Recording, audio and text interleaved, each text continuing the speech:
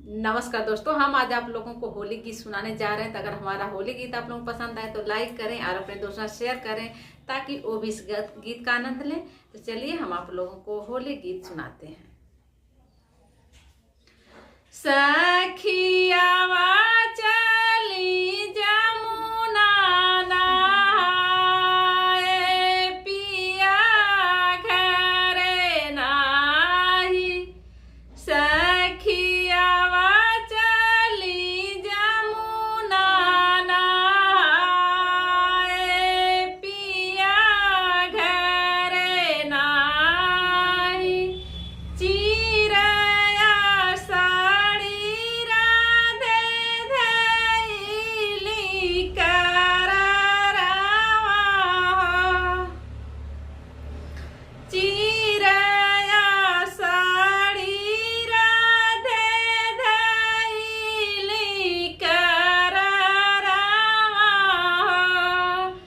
अब जमुना में हो, अब जमुना में कुदेली धधाई,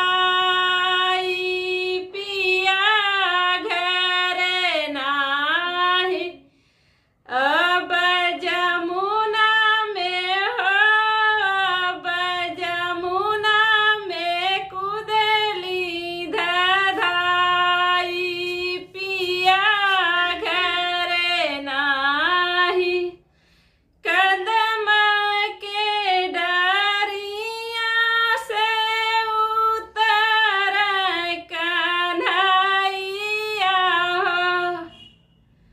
कदम के डरिया से उतर कन्हैया हो। अब चिरा साड़ी हो, अब चिरा साड़ी ले गो चुराई, पिया घरे नाही। अब चिरा साड़ी हो, अब चिरा साड़ी ले गो चुराई, पिया घरे नाही।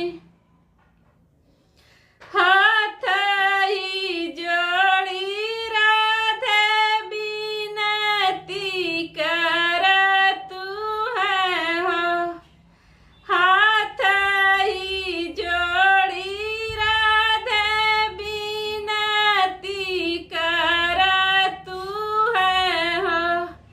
अब चिरा साड़ी हो, अब चिरा साड़ी दे दो हमारी, पिया घरे नाही। अब चिरा साड़ी हो, अब चिरा साड़ी दे दो हमारी, पिया घरे नाही। सखियावा चली जमुना नहाए,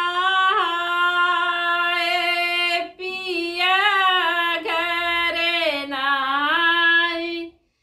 सखियावा चली जमुना नहाए, पिया घरे नाही। तो दोस्तों, ये गीत आप लोगों की होली गीत कैसी लगी कमेंट करके हमें जरूर बताइएगा। फिर मिलेंगे अगली गीत में, तब तक के लिए बाय बाय।